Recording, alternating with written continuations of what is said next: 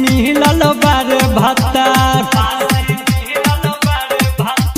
पापा खोजले बारे दमाद पासी मिलल हमर भतार। सखी रे ढोढ़िए पर हंसुली पिजावे रे जोबन में लवनी लगावे लेना।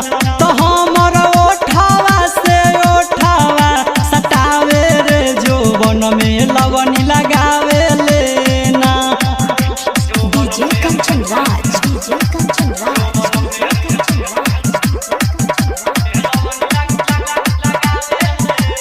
नीम चौक चौसीमा वैशाली।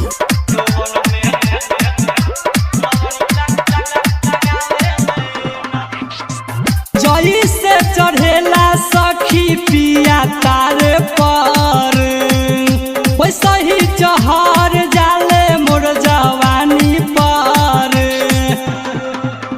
ये सखी जई से चढ़ेला सखी पिया तारे पर वैसा ही चहर जाले मोर जवानी पर।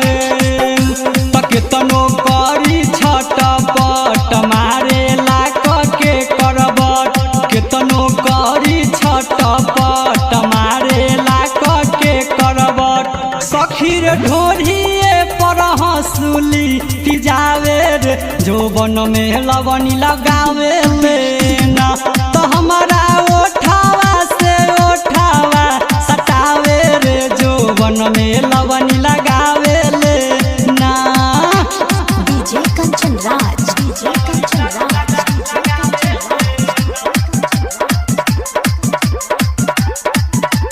नीम चौक चौसीमा वैशाली।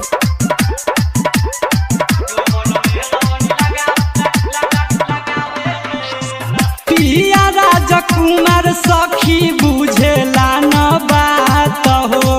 देवरा चंदन से कैसे हम जाके कहीं बात हो।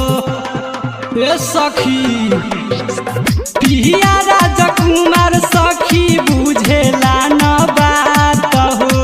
देवरा मिथुन राजधानी के कैसे कहीं साच हो। तनो कही उनसे बात कहेले घर से तू भाग। केतनो कहिले उनसे बात कहे घर से तू भाग। कि सखी रे ढोढ़िए पर हंसुली पिजावे रे जोबन में लवनी लगावे लेना।